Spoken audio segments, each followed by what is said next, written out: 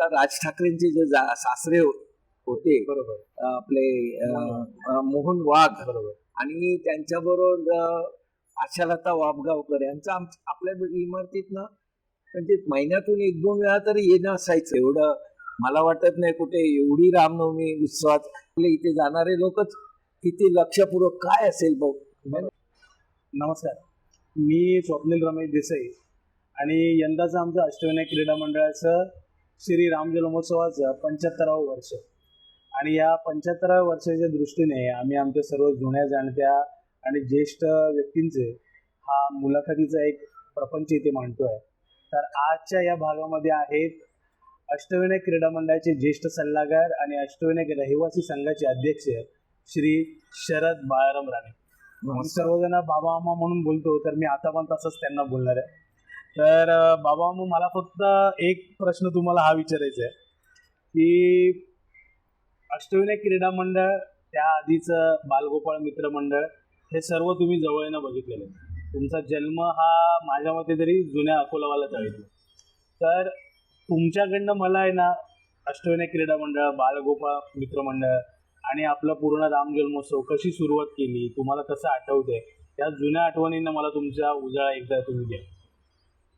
तसं पाहिलं तर माझा जन्म 1956चा. बरोबर. आणि त्याच्याही पूर्वी बालगोपाळ उत्सव मंडळातर्फे आपल्या इमारतीत अकोलावला चाळीमध्ये रामनवमी साजरी करायचे. त्याच्यामध्ये प्रामुख्याने सहदेव घाडी, बरोबर, जिजा घाडी त्यांचे चुलत भाऊ, बरोबर, आणि दादा घाडी म्हणून होते. म्हणजे आपल्याकडे अष्टविनायक मध्ये इमारतीमध्ये सुद्धा ते आपल्या बरोबर राहायला होते. ह्या लोकांनी ती त्यावेळेस रामनवमी सुरुवात केली. जिन्याच्या खाली, म्हणजे जिथे परबांची रूम होती, जे विश्राम परब, बरोबर, त्यांच्या इथे ती साजरी करायची. त्याच्यानंतर ते असे असे पुढच्या त्यानं माझा जाऊन 1956चा जन्म, त्या कारणाने ती जवळ 5-6 वर्ष आणि नंतरची 10-12 वर्ष म्हणजे ते आम्हाला तेवढी समज नव्हती. बरोबर, बरोबर. ज्यावेळेस आम्ही रामनवमी लहान असताना रामनवमी म्हणजे आमच्याकडे कसं व्हायचं, आमचा एक चौक होता. त्या चौकामध्ये खूप अशी म्हणजे घाण असायची, म्हणजे चिखल वगैरे. तो रामनवमीचा जो दिवस यायचे त्यावेळेस आम्हाला साफसफाई करायला लावायची. त्याच्यामध्ये प्रामुख्याने बाबा दळवी म्हणून म्हणजे दळवी फॅमिली, ते आम्हाला ते सगळं, म्हणजे आम्ही करट्या असायच्या ना नारळाच्या, त्याने त्यातली चिखल काढायचो आणि ते आम्हाला जवळजवळ पुढचे 6 महिने त्याचा हे व्हायचं, म्हणजे स्वच्छता राहायची.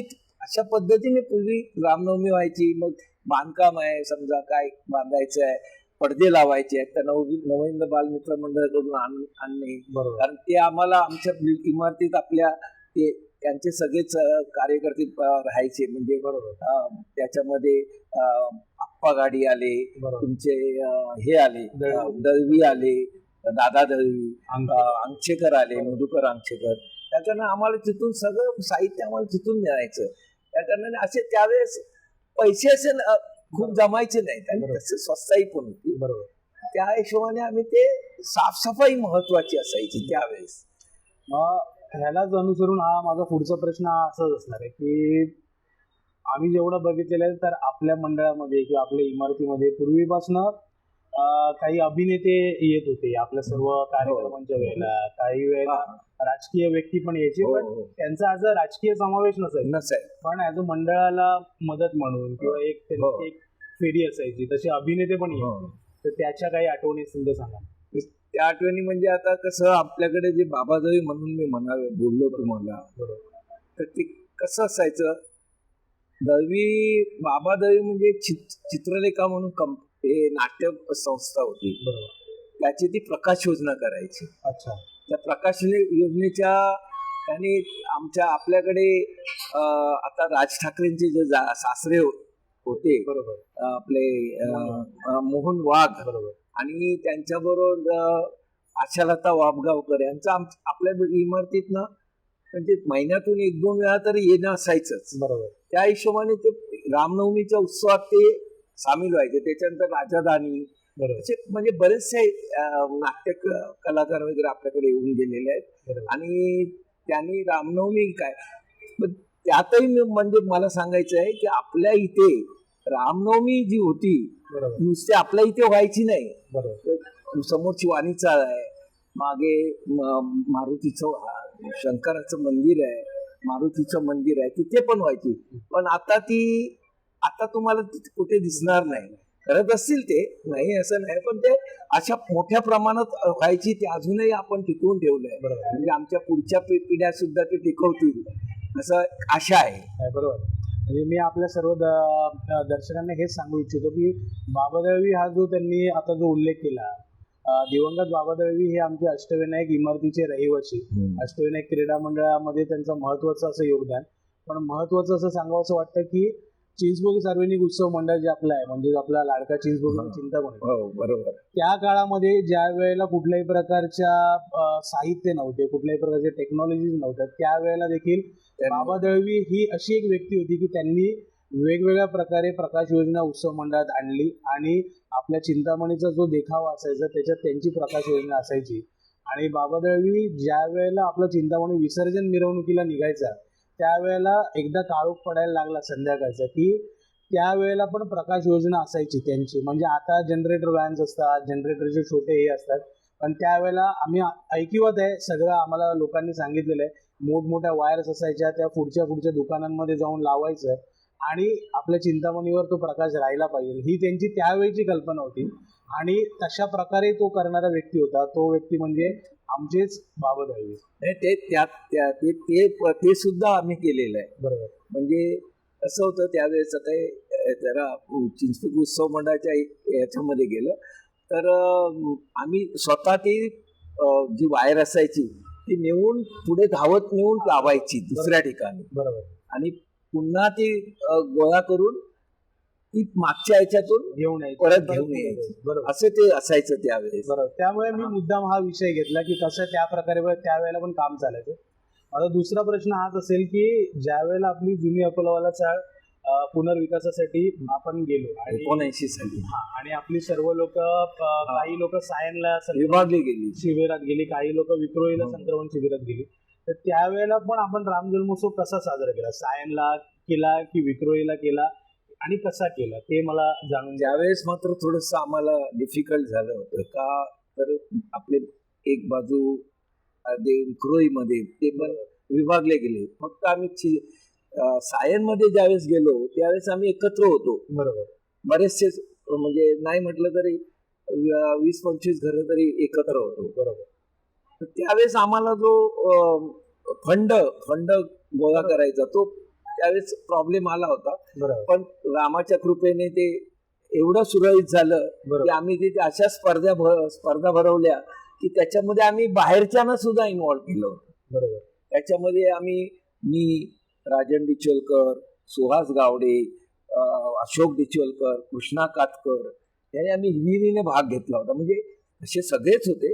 मग विक्रोळीवरून सुद्धा आपल्याकडे लोक आली. म्हणजे ते 5 वर्ष आम्हाला प्रश्न होता कसं करणार. बरोबर. कारण कसं असते इथे आपलं एक स्थानिक आपण राहत असतो. बरोबर. मग तो फंड आपण आणत होतो कुठून, कोणी व्यावसायिक आहेत मग ते द्यायचे, मग पिक्चर लावणे, स्पर्धा घेणे असं होत होतं. तर तिथे तो आम्हाला प्रश्न आला होता. पण नाही, त्यावेळेस आम्ही उलट त्यापेक्षा जोरदार तिकडे रामनवमी साजरी केली. आणि त्यावेळेस सायनला जाऊन पण आपण व्यवस्थित मोठ्या प्रमाणात तो उत्सव केलेला.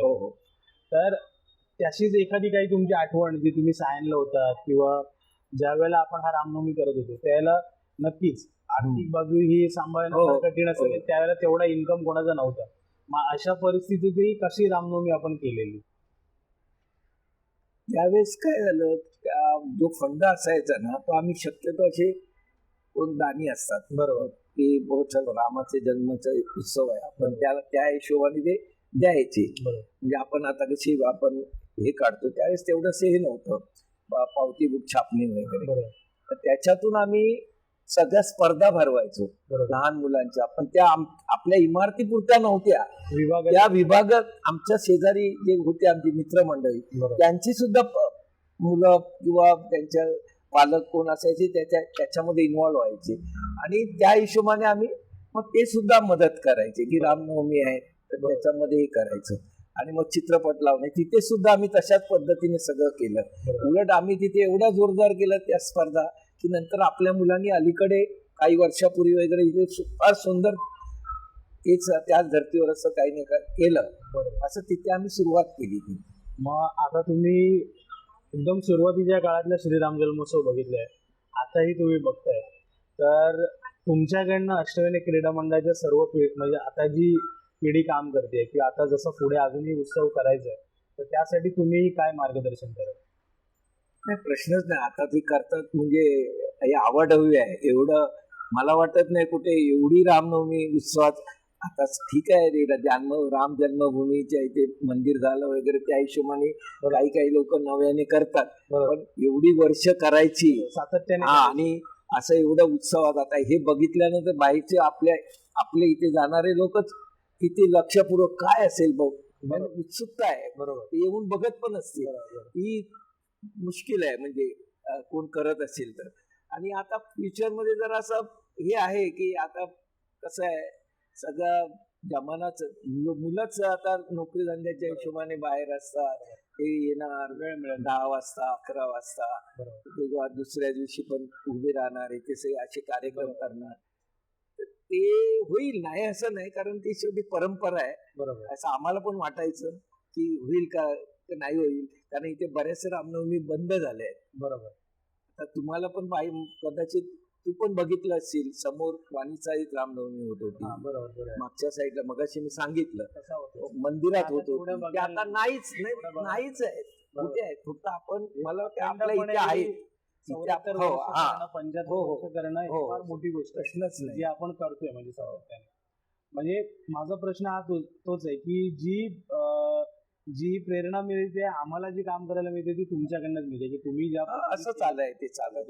तसंच आम्ही पुढे पण चालू ठेवण्याचा प्रयत्न करणार. तर बाबा मग नक्की थँक्यू, तुम्ही ओके. तुमचा वेळ दिला त्याबद्दल धन्यवाद.